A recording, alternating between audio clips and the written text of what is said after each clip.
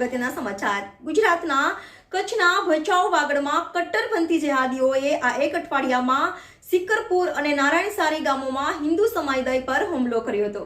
હિન્દુ સમાજ પર સતત થઈ રહેલા હુમલા અને તંત્રની ઉદાસીનતાને કારણે કચ્છનો હિન્દુ સમાજ મેદાનમાં ઉતર્યો હતો। Bureau chief Narsinh Mewada, NN news, Kutch.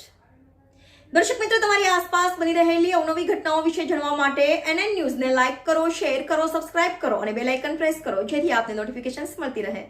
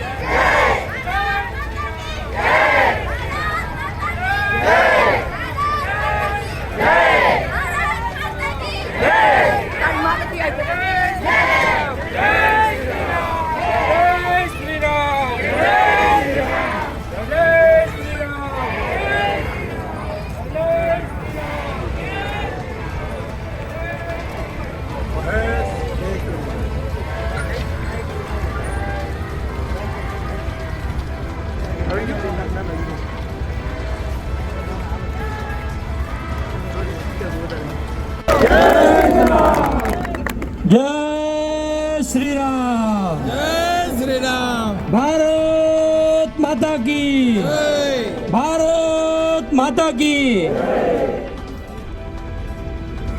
आप सर्वे हिंदू समाज आज अहिया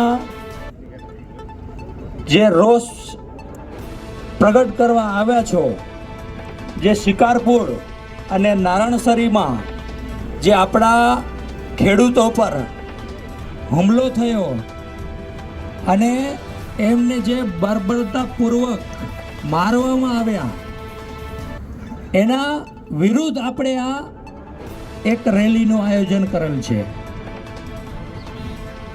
બધું લગભગ બાપુએ કહી દીધું છે, એટલે મારે કાંઈ વધારે કહેવાનું આવતું નથી, પણ તેમ છતાં હિન્દુ સમાજ સંગઠિત નથી, એટલે ક્યાંક ને ક્યાંક આપણે આવી ઘટનાઓના શિકાર થઈ રહ્યા છીએ।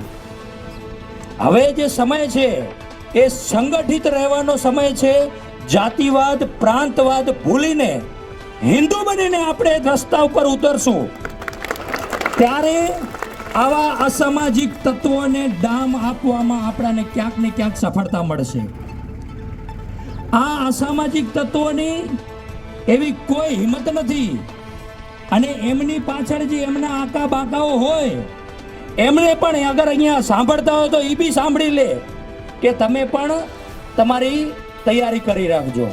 હવે હિન્દુ સમાજ સહન કરવાના મૂડમાં નથી। ઈંટનો જવાબ પથ્થરથી આપશું અમે, અને ભવિષ્યમાં ક્યારે પણ આપણા ખેડૂત પર કે કોઈ પણ આવો અત્યાચાર હિન્દુ સમાજ સહન કરશે નહીં।